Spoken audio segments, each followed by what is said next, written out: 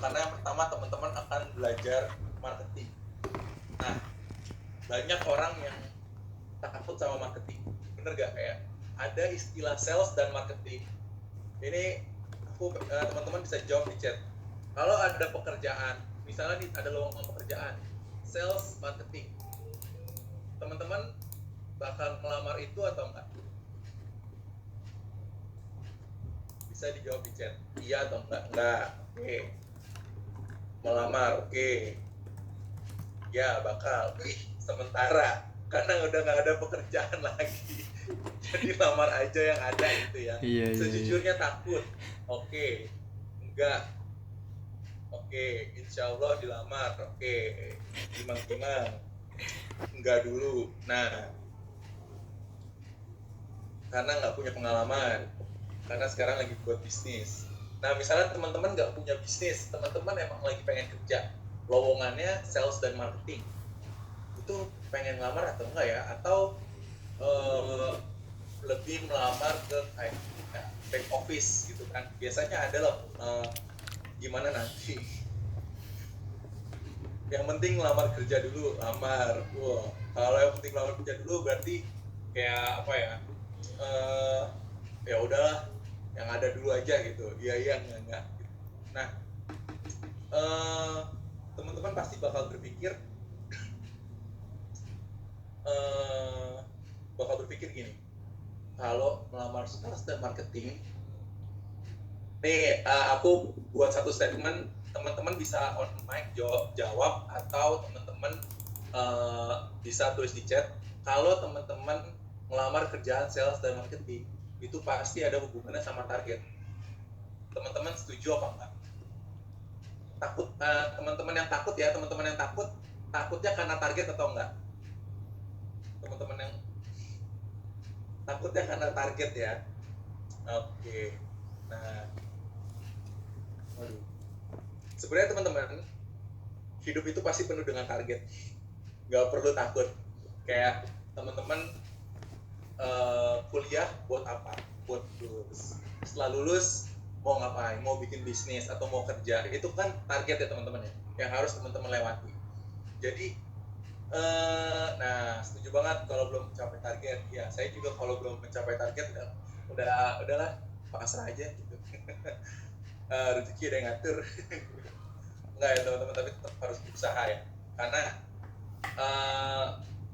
satu hal yang teman-teman harus tahu, semua kerjaan itu pasti membutuhkan sales dan marketing. Bahkan dengan teman-teman itu sendiri, teman-teman dengan dirinya sendiri itu butuh sales dan marketing. Kenapa? Aku bakal jelasin sedikit. Ketika teman-teman melamar pekerjaan, teman-teman harus membuat CV, terus CV-nya ditaruh ke perusahaan. Bener gak? Di situ teman-teman berusaha membuat CV-nya sebagus mungkin, secantik mungkin, semenarik mungkin, sehingga dilihat HRD. Karena itu teman-teman lagi jualan jasanya teman-teman. Bener gak? Itu udah termasuk jualan gak sih? Gitu. Nah, di situ teman-teman udah mulai paham skill sales. Kalau teman-teman bikin CV-nya asal, kayak misalnya cuman nama, lulusan mana, terus kayak ya udah gitu aja, terus ngirimnya pun nggak pakai surat lamaran di email, bener gak? Surat lamaran di email langsung aja kirim gitu pakai Microsoft Word kirim. Nah, teman-teman bisa keterima nggak kira-kira kalau kayak gitu? Kayak langsung kirim aja, kirim enggak ya? Nah, teman-teman berarti dari awal kita udah masuk ke real world gitu ya, dunia yang beneran, kita emang sudah harus dituntut bisa berjualan, at least untuk untuk branding diri kita sendiri, supaya kita bisa dinotis sama orang, supaya kita bisa tahu, bisa dapat kesempatan berikutnya itu emang dengan kita berjualan, even itu jasa kita gitu ya, dalam konteks kita ingin melamar pekerjaan.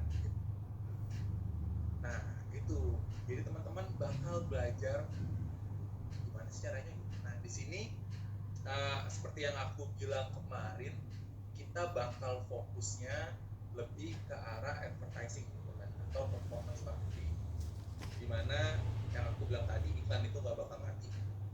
Dan satu hal lagi, kenapa uh, performance marketing itu yang bakal kita pelajari, karena teman-teman, performance marketing itu adalah core. Jadi bukan, aku bilang core itu terlalu ekstrim ya. Banyak cabang-cabang digital marketing lain itu yang akan relate sama advertising gitu. Aku akan ambil contoh, kalau teman-teman bikin konten, misalnya di-upload di TikTok, dan dia cuma dapat 200 view, itu pasti kan capek ya, satu capek itu secara organik kan. Nah, capek udah buatnya susah, malah yang nonton sedikit. Nah, teman-teman kan berarti harus tahu strateginya ya, gimana supaya yang nonton banyak gitu. Nah, di advertising nanti kita juga belajar kayak interest orang-orang yang suka sama satu hal atau dua hal, itu biasanya kontennya kayak gimana. Nah, itu kita bisa ikuti guidance dari advertising supaya even konten organik kita bisa ketolong gitu. Jadi akan ada banyak hal yang bakal kita pelajari, tapi kita bakal berfokus di performance marketing gitu. Nah, sampai sini ada yang mau ditanyain nggak? Aku sambil mau nyiapin materi dulu ya. Kita bakal belajar pelan-pelan. Ada yang mau nanya? Ada yang mau on mic? Nggak ada. Oke, gimana teman-teman? Ada yang mau ditanyakan sampai di sini? Tanya sedikit ya boleh ya Kak ya? Saya Zikri Ya, mau tanya. Jadi kan tadi berbicara dengan target ya. Nah, jika kita bekerja dengan orang lain, taruhlah di suatu perusahaan namanya Unilever. Lalu kita sebagai advertising dan kita ditarget dalam sehari harus mencapai 1000. Lalu bagaimana kita itu ketika targetnya nggak tercapai, bagaimana cara kita mengakali atau mencapai targetnya? Yang kedua, apa sih konsekuensinya bila mana nggak tercapai target seperti itu Kak? oke. Sip. Ini pertanyaan yang cukup bagus ya. Jadi ketika ada perusahaan menargetkan 1000, kita bekerja di perusahaan A, kita harus mencapai misalnya, jangan 1000 deh, aku ambil yang kecil aja, harus jualan 100 item gitu dalam waktu satu hari. Aku bakal bilang sebenarnya, aku bakal jawab, ini uniknya digital marketing, dimana digital marketing itu kita harus tuntut seperti apa ya, seperti dukun yang bisa ngeramal, tapi ngeramalnya kita pakai ini ya, pakai data ya. Jadi data itu udah ada sangat banyak, dan kita itu harus merancang dulu teman-teman. Jadi kenapa namanya digital marketing bukan digital sales, karena digital marketing itu start dari merancang. Jadi kalau ada perusahaan yang tiba-tiba langsung ngasih target 100 padahal belum ada rancangannya gitu, itu sangat tidak rasional. Dan itu kalau kalian sebagai digital marketer, itu kalian bisa bantah omongan, bantah ya, aku akan menggunakan kata yang agak ekstrim, kita bisa bantah itu gitu. Aku akan ambil contoh yang sangat ekstrim. Jadi teman-teman bekerja di perusahaan yang ngejual peralatan radiologi rumah sakit. Peralatan radiologi rumah sakit itu biasanya harga alatnya itu 10 miliar, 20 miliar, dan teman-teman harus dagangin itu secara online. Nah, perusahaan itu langsung aja tembak, ini karena digital marketing, pokoknya sehari harus jualan 2. Itu mungkin nggak teman-teman? Jualan alat radiologi yang harganya 10 miliar lebih secara digital, itu mungkin nggak bisa dapat gitu. Ada yang bisa jawab nggak? Bisa, mungkinnya gimana tuh, Bis? Enggak Kak, karena butuh pendekatan yang lebih persuasif kalau yang nilainya lebih dari 1M. Bisa asal memiliki, yes. Kalau tadi kalau lebih dari 1M itu masih kurang ya, oke, aku tampung dulu. Bisa asal memiliki data? Enggak. Nah, asal nanti teman-teman harus pahami lagi bahwa digital marketing dengan namanya marketing itu bisa asal punya tekniknya. Tekniknya seperti apa tuh? Kayak ini ya, teknik-teknik kayak berjualan mungkin. Kalau yang masih, berarti kalau yang aku bayangin, teman-teman masih berpikir bahwa kita harus jualan, dan jualannya itu apa ya, ini lebih ke arah offline gitu jualannya, asal ada tekniknya. Oke. Bisa kalau jual ke pejabat. Pejabatnya pejabat apa dulu? Kalau pejabatnya dinas perhubungan, nggak ada hubungannya sama jualan alat-alat radiologi. Asal punya relasi. Nah, ini berarti mindsetnya kita masih balik lagi ke arah offline, bener kan? Nah, aku akan coba lurusin sedikit. Teman-teman itu di digital itu nggak cuma jualan, tapi teman-teman itu punya banyak objektif yang bisa teman-teman penuhi. Salah satunya, teman-teman tahu Tai Lalat nggak? Tai Lalat nggak? Kartun-kartun itu ya. Itu followersnya kalau nggak salah udah 4 miliar, 4 juta ya. 4 juta apa 5 juta gitu, aku lupa. Kira-kira dia jualan nggak teman-teman? Dia jualan nggak teman-teman? Jualan. Aku mau tanya nih. Jualan apa tuh? Jual kelucuan. Jualan kelucuan. Jualan apa ya? Dia emang jualan endorsement, jualan endorsement. Ya, part dari jualannya. Kenapa dia bisa jualan endorsement? Pertanyaannya, kenapa dia bisa jualan endorsement? Kenapa teman-teman nggak jual endorsement teman-teman sendiri di Instagramnya teman-teman? Karena dia populer. Oke. Lalu teman-teman kan followersnya ada 200 sampai 500 kan? Ada. Harusnya. Bener nggak teman-teman, followersnya 200 sampai 500 ya, atau mungkin 1000 atau 2000 ya kalau banyaknya. Kenapa teman-teman nggak endorse juga?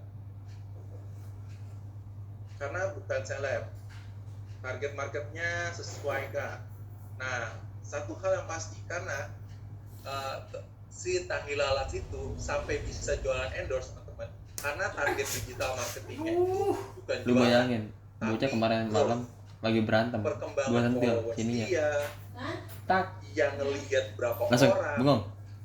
itu part dari Paling objektif ngeselin gue digital mau orang marketing. ini tak kelem ngisi bensin sampai Jadi kayak bensin. kalau teman-teman berpikir, oh ya digital marketing ujungnya bakal jualan, itu belum tentu. Nah, sekarang aku balikin lagi nih, gimana kita misalnya jual alat radiologi yang sampai punya Makanan apa motor mas mokok pengen jualan itu. Lah, Nah, apa yang kita sebagai digital marketing bisa lakukan? Apakah kita ngiklanin secara iklan aja gitu kan? Kan belum tentu kan. Nah, yang teman-teman bisa lakuin itu, teman-teman pertama, gimana caranya orang yang tepat itu ngelihat iklan kita, bener gak? Orang yang tepat ngelihat konten kita. Nah, itu yang harus teman-teman pikirin dulu. Dan kira-kira ada berapa orang yang kira-kira tertarik nih sama produk kita? Kalau kayak misalnya jualan baju di Shopee, itu kayaknya semua orang deh gitu ya, kayak hampir semua orang itu bisa kita kasih tahu, bisa kita targetkan. Nah, kalau untuk produk yang tadi, jualan alat radiologi yang harganya 10 miliar, kita harus tentuin dulu kira-kira ada berapa ribu orang nih owner rumah sakit gitu. Kira-kira ada berapa ratus orang yang lagi mencari itu, ada berapa puluh ribu orang yang mencari itu, dan itu kita spesifikkan. Sama kalau kita kayak mau bikin konten, teman-teman biasanya kalau upload Instagram, ini aku mau ke arah cowok dan cewek. Kalau ke arah cewek, misalnya lagi selfie, cantik, diupload, simpel itu ya. Kalau cowok, udah keren nih, upload. Nah, aku mau tanya teman-teman, berarti teman-teman mau menjangkau siapa? Mau menjangkau teman-teman doang kan? Nah, sekarang aku balikin lagi, kalau tahi lalat itu postingnya dia lucu kan? Nah itu buat siapa? Gitu kan? Kayak teman-teman mikirin nggak kenapa dia bisa sampai posting itu? Nah tuh, berarti udah masuk ke ranah mana tuh? Pusing kan? Kayak, oh berarti dia punya rencana. Rencananya apa? Nah itu adalah part dari digital marketing. Sama kayak kita mau jualan ideologi tadi.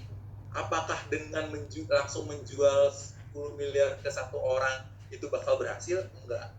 Gitu. Jadi kalau aku misalnya dikasih sama perusahaan buat jualan alat yang sampai 10 miliar itu, yang aku lakuin ya pasti aku mau dapetin orang yang tertarik dulu.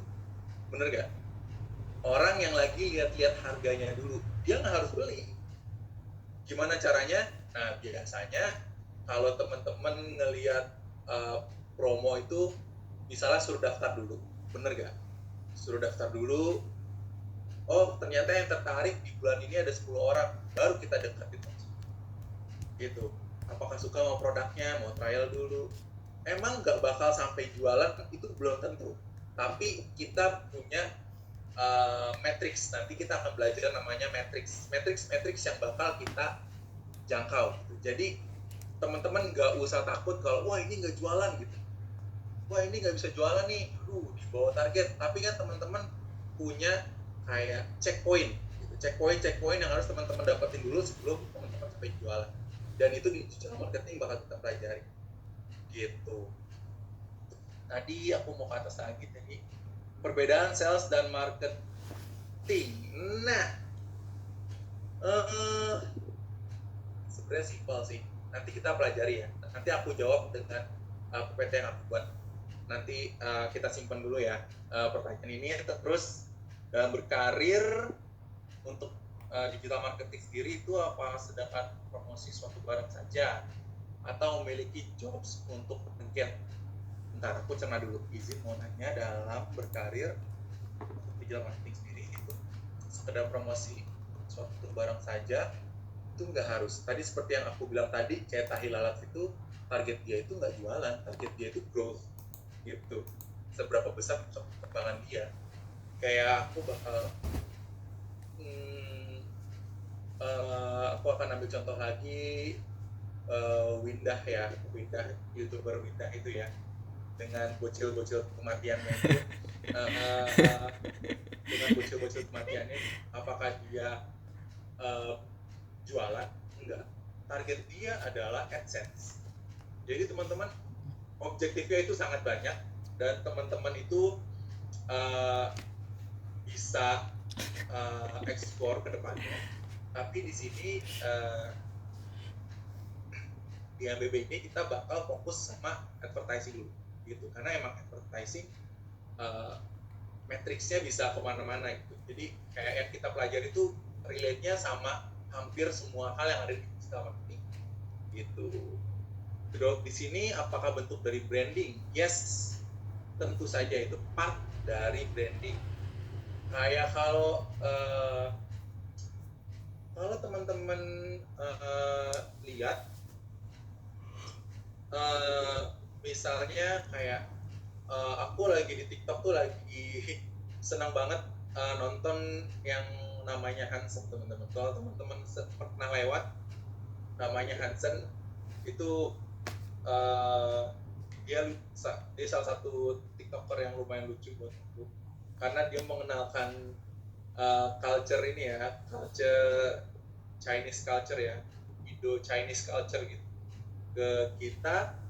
Dan tapi itu bukan Chinese 100% sih, dia ada Indonya gitu ya, orang culture Chinese Kalimantan gitu kan, Kalimantan atau Sumatera. Dan di situ aku paham kayak oh ternyata mereka juga 11-12 gitu kan sama budaya aku yang di Jawa gitu kan, dan dengan logatnya yang lucu gitu kan. Oh suaraku putus-putus ya, coba aku lihat dulu. Enggak kan ya, aman ya? Enggak ya. Nah Lukman mungkin coba dicari sinyal lebih bagus lagi ya. Nah tadi aku sampai mana ya tadi ya? Oh ya, lagi ngomongin Hansen, ya tadi pertanyaan apa? Aku lupa. Ya itu branding dia gitu. Jadi branding dia itu adalah aku bakal bilang dia ada Jindo yang kita bisa ngeliat dua sisi. Kalau Jindo yang kaya seperti apa, kalau Jindo yang biasa aja itu seperti apa. Gitu, kayak brandingnya dia seperti itu. Itu adalah part dari branding, tapi itu lebih ke arah organik ke depan. Nah, aku coba mau share screen dulu ya. Kita bakal kenalan dulu sama digital marketing introduction. Mana share screen? Nah, masuk.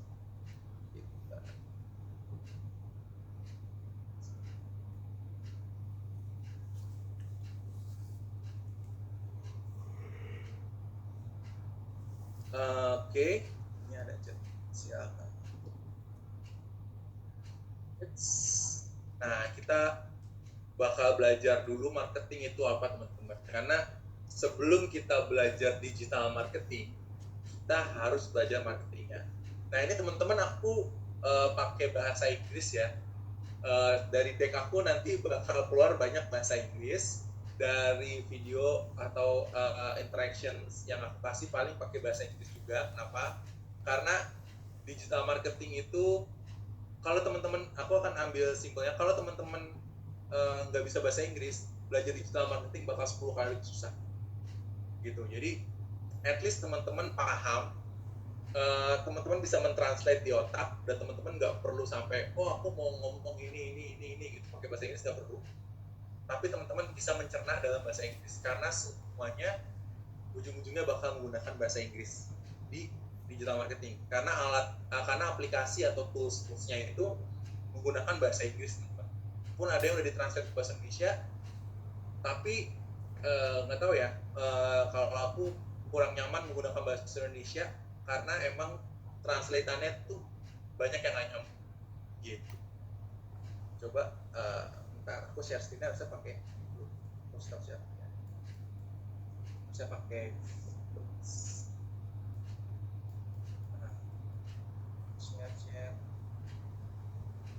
share.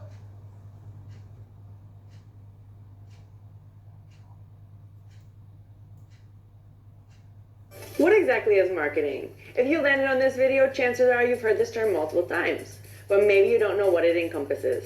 Or maybe you work in marketing, but don't know how to define it. In this video, we'll talk about the fundamentals of marketing and everything you need to know about it.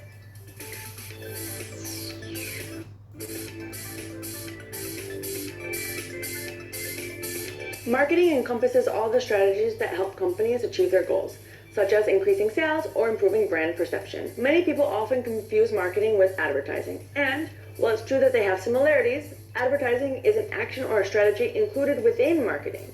In other words, advertising is like a subcategory of marketing. In order for you to understand what marketing is, there are 4 words or terms that are usually used to define a good marketing strategy. These terms are usually abbreviated as the 4 P's of marketing. The first is product or service and refers to the product or service that you have created to meet the customer's expectations. We used to talk about the characteristics of product or service, but nowadays it's better to put the user at the center and always talk about their needs or motivations and how your product and service can address those needs. The second term is point of sale or distribution. The purpose of the distribution strategy is to make it easier for the user to access your product or service. It doesn't matter if it's through online sales or at your physical stores. The third P refers to the price. It is very important to clearly define the price you want to assign to your product or service. The final price will always depend on the objectives of the company or on the profit margin you want to obtain. The fourth P is for promotion. This point is crucial within a marketing strategy because this is when you introduce your product or service to end users. This is when advertising really becomes important because it will play a major role in launching your product. However, I recommend that you don't just focus on the benefits of your product or service, because today users are tired of this type of messaging. It is important that you focus more on understanding the user, their needs or motivations, and talk to them about how your product or service can solve their problems. Always emphasize the value you bring. But what do you have to do now in terms of marketing? It's simple. You have to define your marketing plan because without it, you will not be able to achieve the goals you set for your company or brand. The first thing you'll need to do is analyze the current situation. Secondly, you'll need to analyze the competition. Thirdly, define your objectives. The fourth step is to take action and implement your marketing strategies. And lastly, the fifth step is to monitor the metrics and optimize any part of your strategy that is not performing well. Keep in mind that it is very important to keep an eye on these metrics on a daily basis. Luckily, this is relatively easy to do online. And that's it. I hope you have a better understanding of what marketing is, and if you enjoyed this video, hit like and subscribe to our channel. And don't Waduh, pusing ya. Coba, ada yang ngerti nggak? Wah, pokoknya ada yang ngerti nggak teman-teman? Tentang apa sih tadi? Jadi Kenapa ya? dia itu menceritakan tentang pemasarannya gitu. Jadi kan perkenalan tadi kan ada 4P. Itu ada apa namanya, produk, terus ada apa namanya, promosi juga di situ. Iya, itu kan adalah salah satu dari bagian marketing itu sendiri gitu. Jadi definisi dari marketing ya itu dari sales, strateginya Oke. untuk membangun strateginya. Yes. Jadi bedanya sales sama marketing itu apa? Kalau Ada nggak? kalau sales itu Kalau kan sales lebih itu ke penjualan. penjualan. Kalau marketing itu lebih ke strategi penjualan. Strategi. Ya. Oke, strategi penjualan. Strategi penjualan sama penjualan. Emang kalau sales jualan itu nggak pakai strategi gitu ya? Berarti ya? Lebih ke ini sih, kalau sales itu kan bisa juga secara offline. Artinya dia belum tentu memainkan sistem digitalnya gitu untuk sebagai strategi dia untuk closing barang. Tapi kalau marketing itu kan udah pasti dia memakai yang namanya sistem digital untuk itu tadi bisa sold out barangnya gitu. Oke. Kalau sales itu bisa offline. Aku akan nanya lagi. Marketing bisa offline apa enggak? Bisa mas.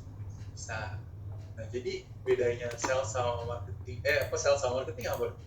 Mungkin kita marketing mungkin kayak jangka pendeknya, marketing itu jangka panjangnya kita. Mm-mm. Eh, Jangka panjang dan jangka pendek. Jadi kalau kita, ini aku jadi orang yang kontradiktori ya. Aku memposisikan jadi orang yang kontradiktori. Jadi kalau teman-teman bilang aku akan selalu menyanggah. Nah, itulah hidup teman-teman. Itulah hidup di mana teman-teman bakal selalu disanggah sama orang. Nah, kita trial dulu di sini. Berarti marketing nggak bisa jangka pendek dong.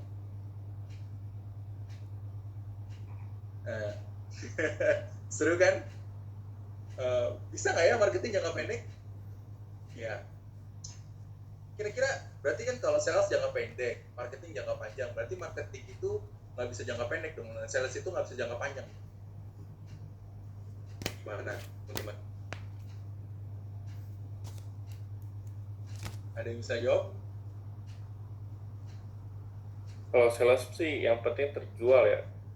Jangka pendek Kalau- bisa sehari 2 hari gitu. Tapi kalau marketing memang biasanya realitanya sih apa, kalau di kami gitu ya, apa yang kita lakukan bulan ini biasanya tuh efeknya itu bisa paling cepat itu 3 bulan kemudian kayak gitu. Sales kita naik. Jadi memang marketing tuh bukan jangka pendek sih. Yes. Nah, sebenarnya aku akan bilang ke hal yang seperti ini. Kalau sales memang dari definisinya sales itu jualan, benar kan? Sales itu artinya menjual gitu. Memang udah dalam tahap menjual. Nah, kalau marketing teman-teman, kita namanya market dari kata marketing gitu kan. Ada pasar gitu kan. Terus kita ada, kalau di bahasa Inggris ada ing, berarti itu ada kata kerja. Kita melakukan sesuatu untuk pasar gitu kan. Nah, melakukan sesuatunya itu apa ya? Tadi mati.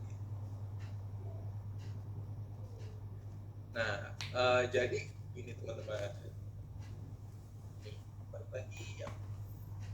Kelihatan ya teman-teman ya. Nah, jadi marketing itu bedanya. Tadi udah bener, ada strategi. Strategi is the part of marketing. Tapi untuk lebih detailnya itu effort teman-teman. Usaha teman-teman dari planning sampai nge-retain. Nge-retain itu mempertahankan customer gitu. dimana kalau sales itu jualan produk, sedangkan marketing itu, nah ini yang rata-rata banyak orang Indonesia miss. Marketing itu tetap ujung-ujungnya itu produknya gitu. Padahal yang dipentingin dari marketing itu customernya gitu, bukan tentang produknya gitu. Jadi kalau emang temen-temen ya kalau teman-teman mau lihat bedanya sales dan marketing, di mana sales itu produknya gitu. Kalau marketing customer kita gitu. Walaupun customer itu misalnya beli mobil yang habis beli itu langsung selesai gitu kan. Udah beli, udah SPK, udah uangnya udah ditransfer, atau misalnya dia nyicil ke bank udah dia ACC sama bank, itu selesai. Itu sales. Nah, kalau teman-teman juga menerapkan strategi marketingnya, ya si user itu ya kita tanya setelah sebulan gimana makanya, enak atau enggak, atau misalnya yang udah beli mobil di dealer kita, contohnya bisa kita undang, kita di sini ada acara gathering mobil ini, kita dateng, di situ nanti ada banyak diskusi, bener kan? Dimana ternyata setelah beli dari dealer ini diperhatiin nih, bener gak? Ini kayaknya dealer ini udah trustable nih, berarti si customer itu udah punya mindset bahwa dari dealer itu bagus, bener kan? Ketika ada temennya itu nyari, cariin mobil dong yang bagus, ke dealer ini aja. Itu adalah part dari retain gitu. Sampai sini teman-teman paham ya bedanya ya, di mana sales itu ada, kalau teman-teman misalnya ini untuk teman-teman yang cowok, aku sering banget ngelihat kayak habis sholat Jumat itu pasti ada yang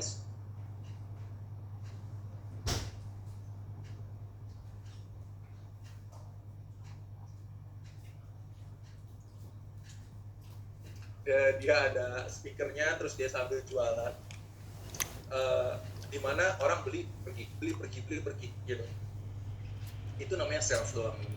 Nah, kalau marketing, setelah dia pergi kita masih mikirin apakah customer itu puas atau enggak, apa yang bisa dilakukan ke depannya gitu ya teman-teman ya.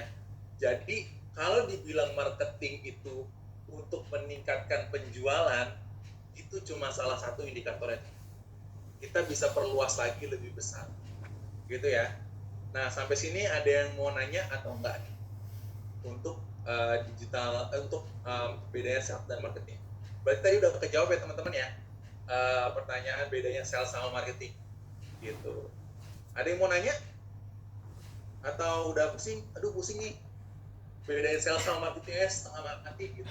Enggak teman-teman, aku di sini cuman berusaha, kalau teman-teman menjawab, aku akan coba sanggah dari sini, dan biar teman-teman makin ke-trigger ya, untuk berpikir oh ya ternyata ada hal-hal lain. Ayo, ada yang mau tanya atau enggak? Kalau enggak mau bertanya, aku coba lanjut lagi ya. Oke. Ada. Terus ya. Nah, ini teman-teman, sebenarnya dari old versus new marketing, di mana old marketing sebenarnya emang lebih ranahnya ke sales teman-teman.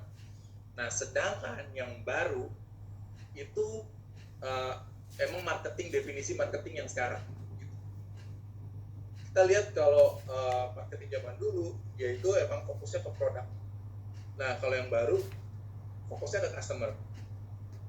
Sedang di old itu emang sales oriented, emang fokusnya kita harus jualan 1000 baju dalam satu hari. Nah, ini juga yang sering terjadi teman-teman. Kalau dulu ada TikTok Shop, jualan skincare habis 10.000 produk, bener ya?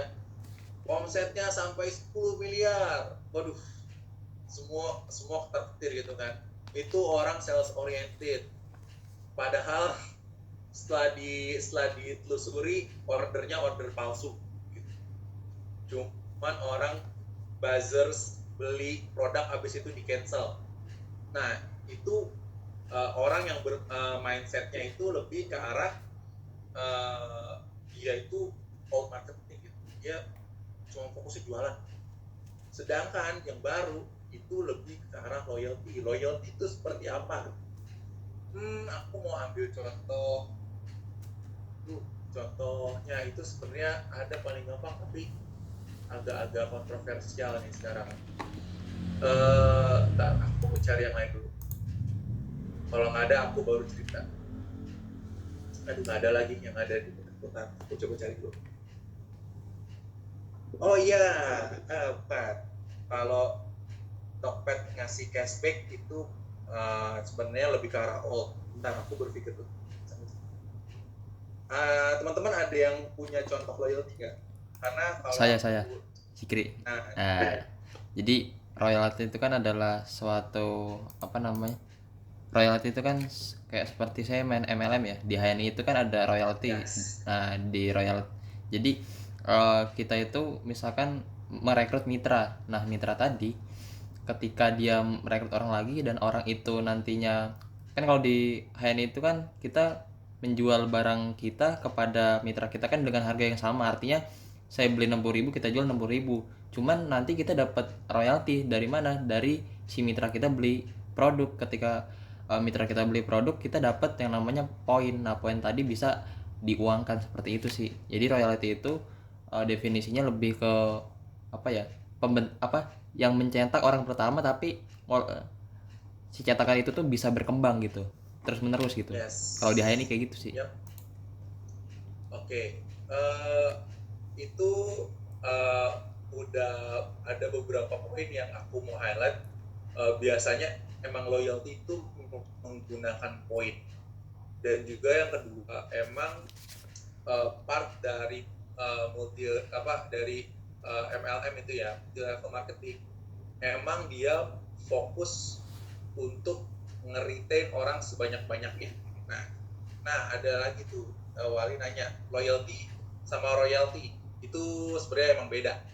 Tapi kalau kita bisa lihat emang ada kemiripan. Nah, aku akan ambil contoh loyalty yang paling sering kita lihat. Aku akan ambil contoh offline yang paling simple. Teman-teman mungkin di depan gang rumahnya loyalty Apple. Apple itu loyalty-nya lebih ke arah fanatisme sih kalau Apple ya. Nanti aku akan ambil coba contoh yang paling gampang. Sebenarnya aku punya contoh yang paling gampang itu Starbucks. Cuman karena lagi kontroversial aku mau coba ganti. Teman-teman di depan gang rumahnya itu ada tukang gado-gado, bener? Teman-teman beli setiap hari. Teman-teman beli setiap hari gitu kan. Beli lagi karena enak kan, wah ini enak, murah, jadi beli lagi sampai pada satu hari tiba-tiba si tukang gado-gadonya, kita lagi pesen satu nih, aku bonusin nih gitu kan, nih aku bonusin, wah udah kenal kan, berarti kan udah kenal, terus kayak wah dapat bonus nih gitu. Itu adalah part dari supaya si customer itu loyal gitu. Kenapa? Karena teman-teman udah dikenal, terus juga teman-teman kayak oh dia udah beli banyak, kita udah tahu maunya apa. Sometimes we will give them plus gitu.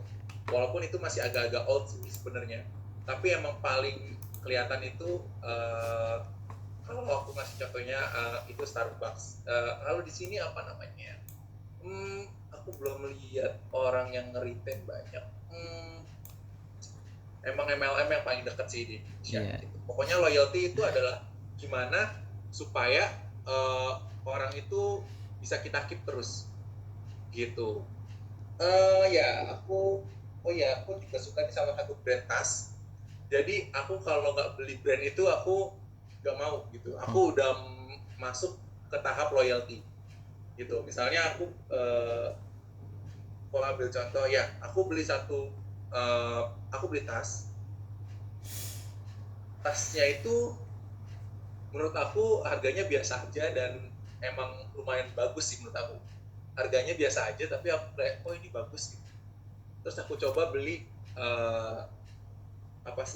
sleeping bagnya juga bagus. Terus aku tiba-tiba oh dia jual aksesoris kacamata, aku beli kacamatanya. Terus aku lihat oh dia ada sarung tangan motornya, aku beli sarung tangan motor. Oh dia ada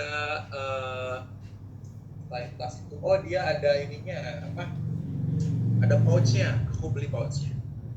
Jadi loyalty adalah kita berusaha supaya orang itu balik lagi ke kita dengan banyak produk.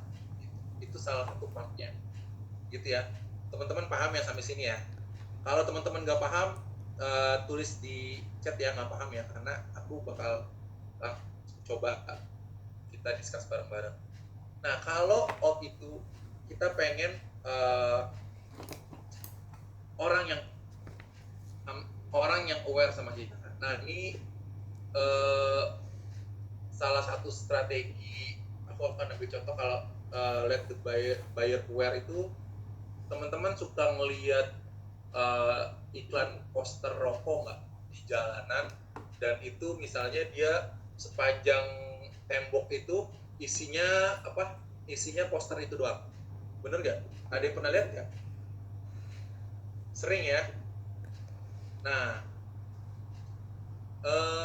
teman-teman jadi aware ya kalau ngelihat ada poster yang gambarnya sama, itu dijejerin semua dari ujung ke ujung gitu ya.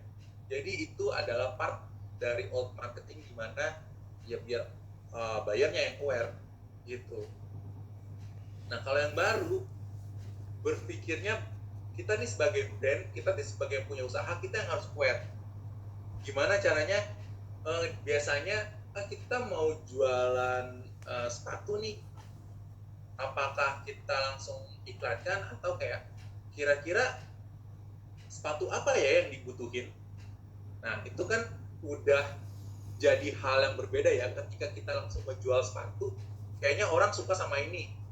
Nah kalau nggak laku gimana? Atau yang kita pikirkan adalah marketing yang baru adalah kira-kira sepatu apa yang cocok buat anak muda, bener gak? Apakah dengan sepatu konsep konsep kanvas, atau kita mau sepatu yang bentuknya agak sporty? Kan itu langsung jadi pertanyaan ya, ketika kita akan sebagai brand harus aware dulu customer kita siapa, supaya kita bisa deliver produk yang tepat. Nah sama yang terakhir, kalau marketing lama itu emang maximizing profit ya, emang tujuannya jualan. Nah kalau yang baru maximizing satisfaction, kita pengen pelanggan kita itu ngasih bintang 5 gitu kalau di jualan di Tokopedia. Supaya apa? Supaya mereka punya loyalty yang tinggi gitu. Kayak aku sampai sekarang masih beli satu produk untuk tas, dia itu UMKM, di pabriknya sih di Bandung tapi kantornya itu di Depok. Aku beli tasnya, aku beli pouchnya, aku beli sarung tangannya, aku beli banyak aksesoris itu dari satu brand yang sama gitu. Jadi aku udah masuk tahap loyalty-nya dia. Sampai sini teman-teman ada yang mau tanya? Kalau mau tanya boleh acungkan tangan atau bisa langsung ke chat. Nah ini kita langsung masuk ke functions of marketingnya, dimana pasti ada R&D, buat riset, karena untuk mendeliver planning marketing, untuk mengeksekusi plan marketing kita harus develop R&D dulu, research and development. Terus juga kita fungsinya untuk branding, promoting, sama customer support. Nah aku mau langsung kasih contohnya aja ya. Nah teman-teman sering lihat ini nggak di YouTube nih? Boleh di comment, boleh dijawab. Sering nggak? Di chat boleh ditulis. Sering banget dah. Disuruh jawab ya teman-teman ya. Pernah ngeliat iklan yang mana? Nah ini adalah part dari riset suatu brand. Nah kalau teman-teman ini kan ada wellness brand itu kayak misalnya produk-produk kebersihan, health and wellness tuh, produk kebersihan kayak sabun cuci muka dan backsoundnya terngiang-ngiang. Ih, karena menyebalkan ya. Berarti ada salah satu brand ini teman-teman, dia sedang melakukan riset. Apakah brand dia kuat atau enggak? Gitu ya. Nah, dia bisa melihat nih dari sini. Itu adalah part dari research and development. Tujuannya buat apa? Tujuannya simple teman-teman. Apakah kita punya market share yang gede atau enggak? Ini tujuannya ya. Jadi nanti bakal dikumpulin datanya. Oh, ternyata ada yang kenal sama produk A, ada yang kenal sama produk A, B, C, ada yang cuma kenal produk C. Nanti itu bakal dikumpulin dan bakal kelihatan, oh kita posisinya ada di mana. Nah, gitu. Apakah kita bisa membuat plan berikutnya di mana kita fokus untuk ningkatin kualitas produk kita, atau kita mempertahankan produk kita? Kan itu jadi pertanyaan kan. Kalau misalnya harus diimprove berarti karena kita ada di bawah, atau misalnya udah bagus kita bisa keep gitu ya. Jadi ini part dari research and development. Nah, nih sekarang kita masuk ke branding. Aduh, kok pola lagi. Ya udah nggak apa-apa lah, soalnya ini tentang apa?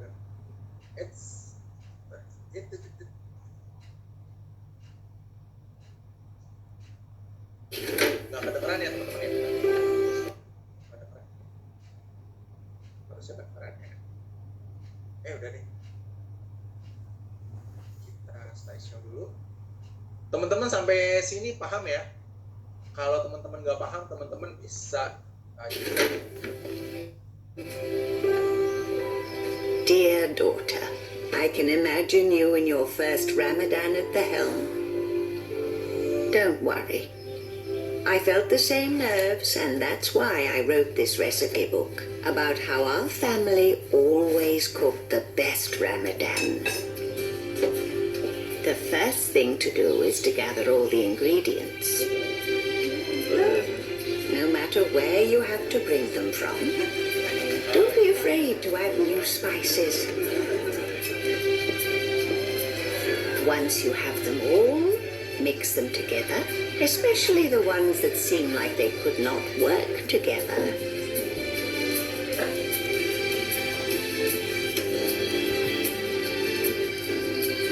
Mixing the sweet and the sour always works. Knead and let yourself be kneaded. And if something is too hot, give it some time to cool down. You have a whole month to cook it over low heat. Because remember, the only ingredient that matters is coming together.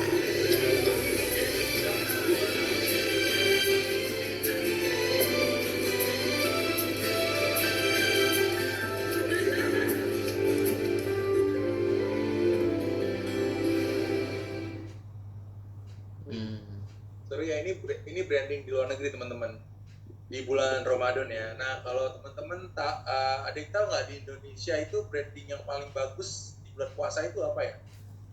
Ada yang tahu nggak?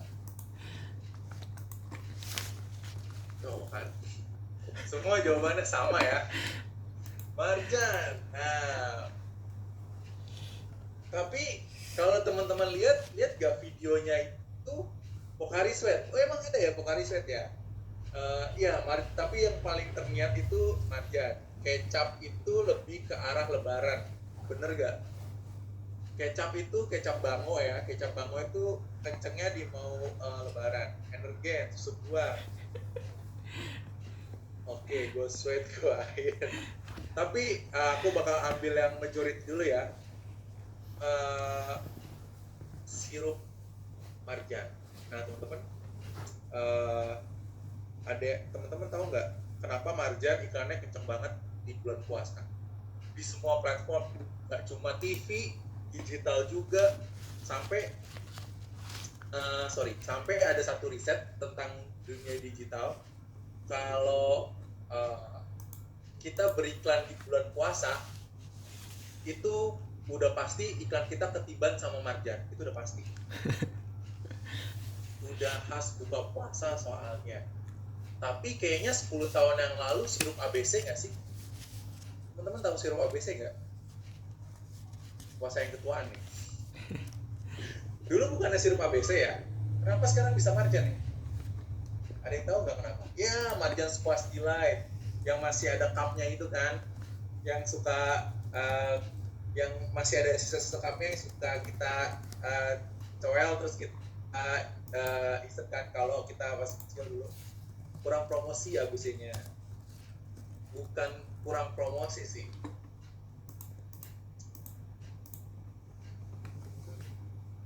Kalau sekarang habis suka Marjan.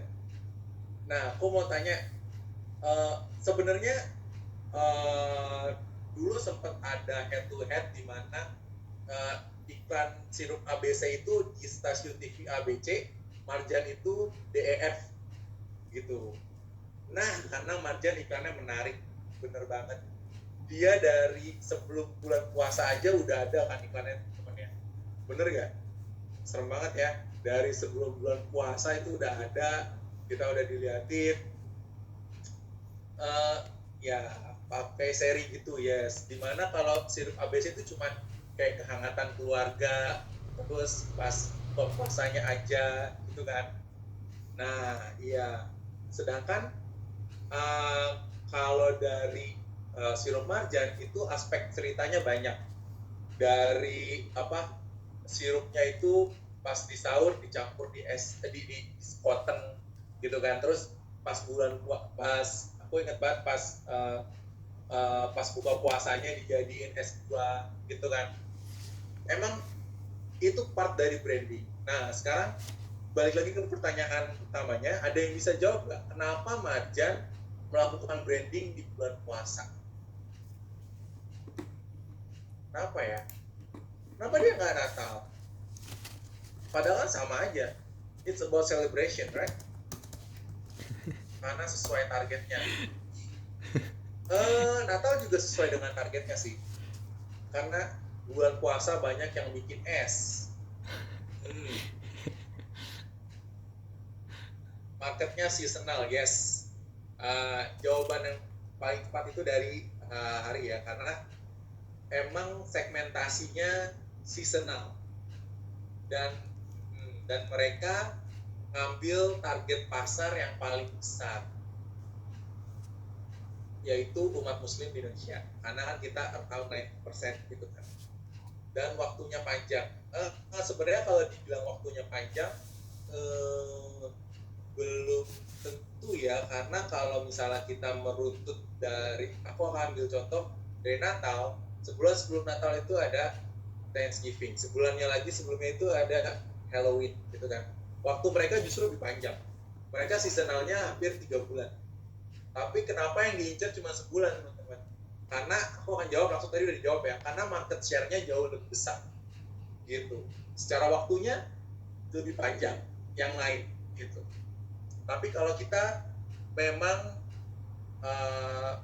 benar-benar di saat itu aja.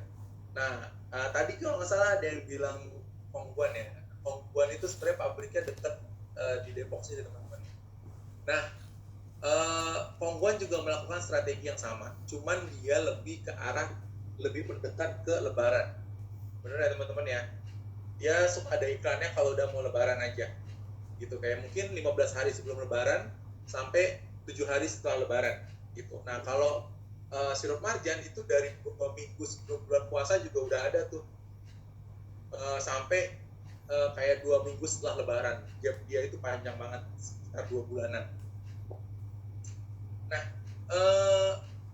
balik lagi, selain dia seasonal teman-teman, ternyata ada market risetnya. Kalau si dua perusahaan ini, Marjan dengan Kongguan, itu kalau mereka jualan di bulan puasa, dia marginnya, keuntungan mereka udah nutup buat 1 tahun mereka nggak ngapa-ngapain gitu. Paham ya teman-teman ya? Jadi kenapa mereka all in di bulan puasa? Karena setelah itu bulan-bulan berikutnya mereka akan menghadapi masa yang sulit, di mana target mereka mungkin bisa tidak tercapai. Itu makanya dimaksimalkan di bulan puasa, sehingga si Kongguan identik dengan bawaan untuk ini ya, yes, all in-nya di satu season. Jadi kayak si tadi Kongguan itu untuk Lebaran ya, dan Marjan itu untuk satu event Ramadan sampai Lebaran gitu. Cirinya khas Lebaran sama ciri khas Ramadan. Emang itu yang dituju gitu. Jadi dari branding mereka udah terkenal dengan image mereka itu seasonal di bulan Ramadan sama Lebaran. Karena setelah itu jualan mereka pasti langsung turun jauh. Gitu. Marjan marketingnya jago. Yes, dia itu memang lumayan jago ya. Sama ada satu lagi teman-teman. Kalau teman-teman pasti suka minum es teh kan, es teh yang teman di Alfamart atau di Indomart kan, yang teman-teman ambil itu apa ya? Coba aku mau nanya, yang teman-teman es teh yang teman-teman ambil, teh sostro, teh pucuk, tuh, pucuk, semuanya pucuk, teh botol udah tersingkirkan. Padahal 5 tahun lalu semua masih minum teh botol sostro atau teh kotak. Kayaknya dia jadi secondary option ya. Teh kotak tuh secondary option gak sih?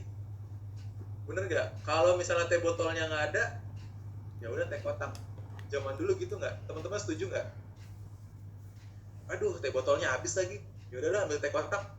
Dia jadi secondary option. Nah, kenapa sekarang teman-teman lebih milih teh pucuk daripada teh botol? Padahal 5 tahun lalu tuh teh botol semua. Pucuk karena harga dan packagingnya lebih murah. Oke. Karena teh botol harganya cuma beda 200 rupiah atau 300 rupiah ya. Karena saya manis. Beneran lah itu mah. Kayaknya harganya nggak nyampe gope deh bedanya. Karena pakai botol.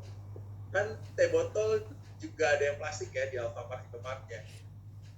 Kenapa milihnya teh pucuk?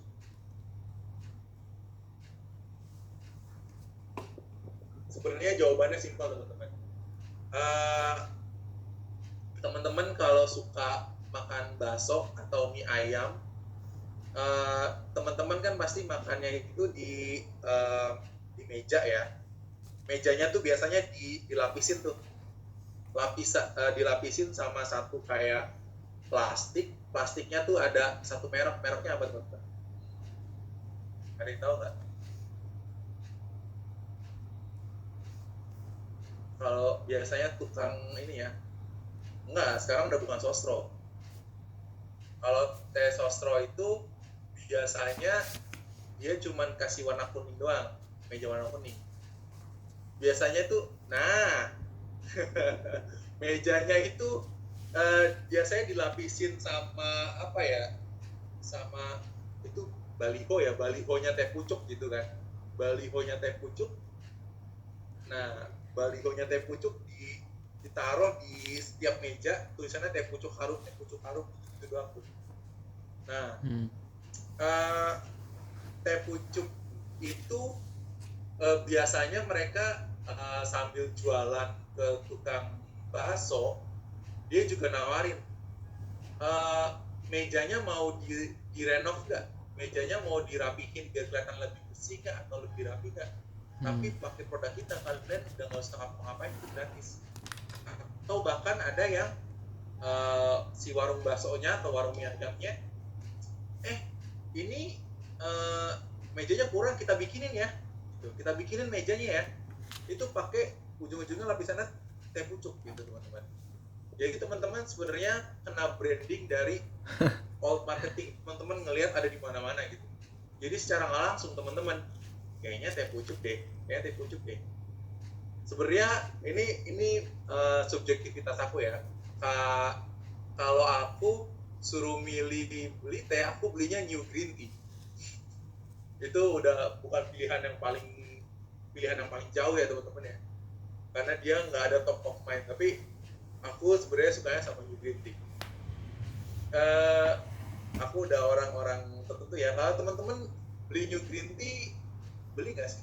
Kayaknya udah ada di pajangan doang tapi kayaknya nggak ada yang beli gitu deh. Intinya pokoknya persaingannya antara beli kalau ada New Greenty specialist event ya. New Greenty specialist event kalau lagi diskon. Ini kasihan banget New Greenty gitu. Ini kayak aku nih sekarang teman-teman nih, aku lagi kena efek iklan ini nih, kelihatan ya. Ini aku lagi sering minum nipis madu juga nih. Ini nipis madu jauh lebih enak daripada Coca-Cola. Daripada Oh Sprite. iya. Gitu. Jadi emang teknik marketingnya tuh ada aja gitu. Untuk nge-branding dan bisa supaya compete gitu ya. Daripada kita minum Sprite, minum nipis madu aja. Harganya cuma beda 1.000. Tapi rasanya menurutku jauh lebih berasa. Tapi nggak tahu ya 4 tahun 5 tahun depan apakah rasanya masih sama atau tidak gitu. Yang penting orang keambil dulu gitu. Itu part dari branding ya teman-teman. Nah sekarang kita masuk ke promoting nih. Ini yang sering teman-teman lihat ya. Kalau habis buka Shopee atau Tokopedia terus ngeliat-ngeliat produk, terus tiba-tiba buka Instagram, foto keluar kayak gini ya teman-teman ya. Aduh, habis lihat HP nih, HP canggih, foto keluar iklan-iklan begini nih. Bener gak? Itu lagi promoting ya. Dia lagi nge-promote satu produk, emang tujuannya itu buat jualan. Di Twitter sering banget. Oh, iklan apa tuh yang sering tuh?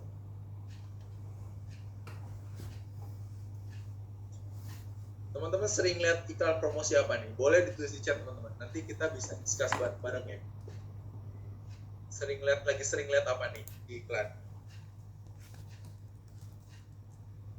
Gadget Redmi, Mizone, Caleg. Caleg. Kok bisa-bisanya ada caleg?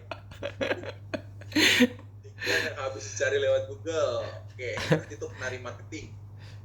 Oke, Mizone, Gadget Redmi. Apalagi teman-teman yang teman-teman sering lihat? Sepatu. Waduh, sepatu apa tuh? Sebut aja brandnya. Siapa tahu kita bisa promo-promo smartphone. Waduh, mau lagi cari-cari HP baru nih. Kelihatan ya berarti ya. Promosi influencer. Nah, kalau promosi influencer itu nanti bakal kita kebetulan udah mempelajari promosi influencer karena impact-nya itu bisa diukur tapi nggak terlalu relevan. Karena promosi kelas bisnis, oh berarti habis cari-cari kelas-kelas digital marketing, promosi pelatihan, yes. Emang, nah teman-teman itu berarti secara iklan telah dikategorikan tuh sebagai orang yang suka pelatihan, orang yang lagi nyari handphone, orang yang akan memilih satu caleg gitu kan. Itu teman-teman sudah dikategorikan gitu. Makanya kita nanti bakal belajar namanya interest gitu. Sama kita coba yang terakhir. Nah, sebenarnya ini yang lumayan lumayan efektif. Kalau sering kita melihat di X ya atau Twitter, biasanya dia jadi customer support. Tapi ini emang not really a major things, tapi dia memang sudah gitu. Kayak misalnya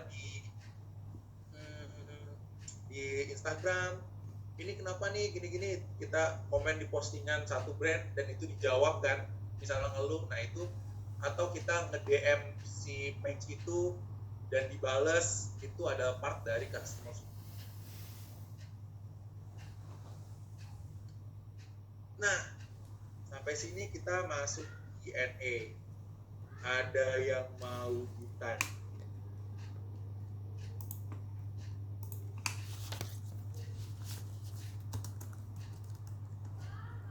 Ya, silakan dulu. Ada yang mau ditanya? Masih semangat kan ya? Aku udah ngantuk? Belum ya, masih jam 9. Saya kan mau tanya. Promosi. Zikri. Oke, boleh. Iya. Jadi Ini pertanyaannya supaya kita biar lebih semangat ya. Jadi pertanyaan saya sih simpel kepada Kak Faldi ya. Kak Faldi itu sejauh ini target ketika membuat apa namanya marketing sendiri atau menentukan target marketing sendiri udah pernah closing berapa sih angka terbesarnya gitu sama tim gitu. Itu aja sih Kak, makasih. Oh sih, wah kita ngomonginnya jualan lagi nih. Aku bakal jawab ya. Ini setelah itu aku bakal coba jawab di chat dulu ya. Aku harus cerita angkanya nih Kak. Jadi aku agensi yang kerja sama satu brand. Brandnya teman-teman pasti semua tahu. Kemarin Oktober itu launching. Oktober launching. Yang Oktober launching itu apa teman-teman? Ada yang tahu nggak? Yang Oktober itu launching? Ada yang tahu nggak? Satu brand gede banget sih. Kayaknya semua teman-teman tahu. Yes, iPhone 15. Nah, aku ngejalanin promosi iPhone 15. Kalau dibilang jualannya, kita udah ngejual more than 1000, lebih dari 1000 phone dalam waktu 5 menit. Karena iPhone sih. Jadi kalau dibilang what's my best prestasi terbaik, kalau secara quantity ya aku bisa jualan iPhone 5 menit 1000 menit itu. Tapi kalau dari segi quality, aku pernah jalanin UMKM juga dulu waktu aku masih aku ngebantu, dan itu jualan kacamata, dimana ketika aku nge-spend 1.000 rupiah untuk iklan, aku dapat 10.000 balik gitu. Jadi ada namanya return of ad investment, namanya ROAS, nanti bakal kita pelajari ke depannya, dan itu adalah salah satu hal yang harus dihitung ketika teman-teman mau berjualan online gitu ya. Jadi itu dibilang prestasi juga ya it's common things gitu. Tapi kalau misalnya ditanya numbers, aku nggak bisa jawab exact karena itu confidential ya. Tapi ya rekorku adalah ya udah jual 1000 iPhone 5 menit di launching, ke arah situ aja. And then jadi kalau ditanya keuntungannya berapa, ya jangan ditanya ya, karena itu rahasia perusahaan klienku, dan aku juga kalau ngeliat untungnya kayaknya jadi enggak.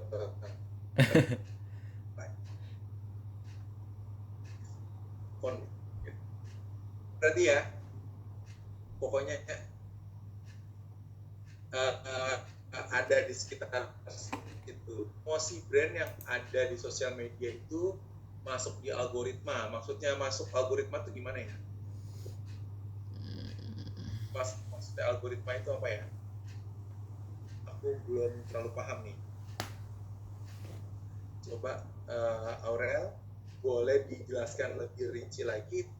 Sambil Aurel menjelaskan lebih rinci, aku jawab yang lain dulu ya.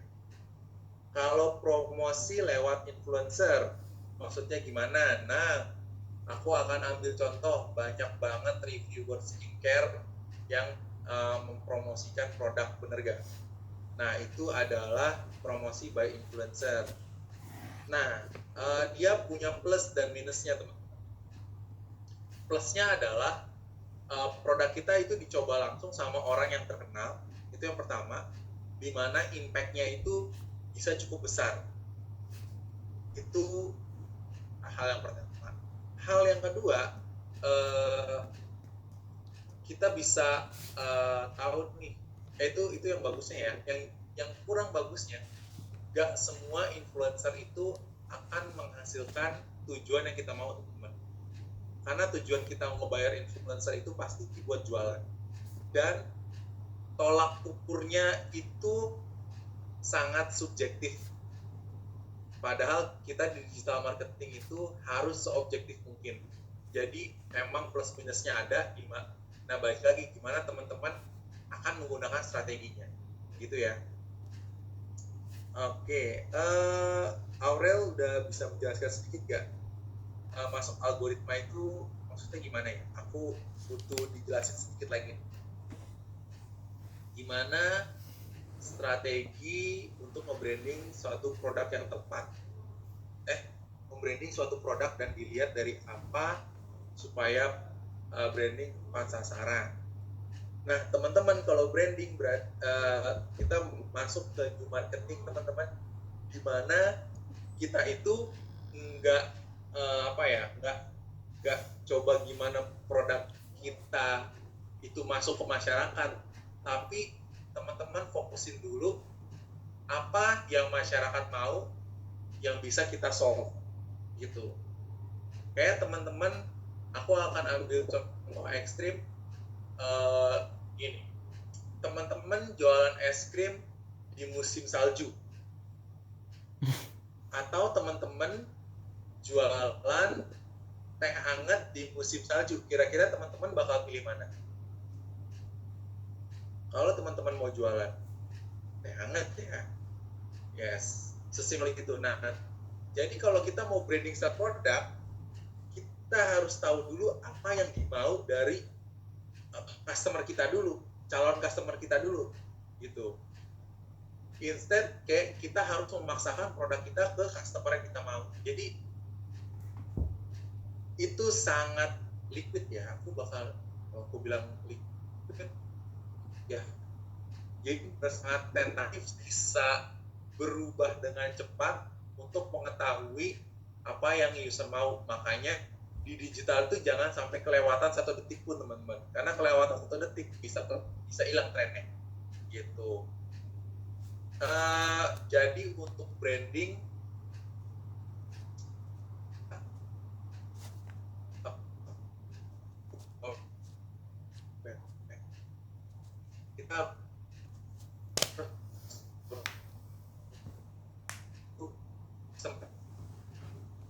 kita jualan sepatu kanvas yang lagi kan di Indonesia yang lagi tren itu sepatu kanvas ya, kanvas brand lokal UMKM ya, yang harga itu di 200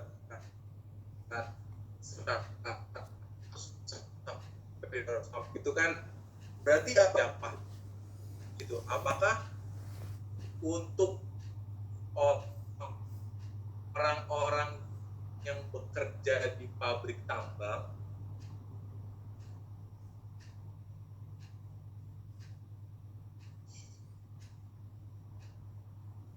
sinyalnya putus-putus, aku putus-putus gak ini?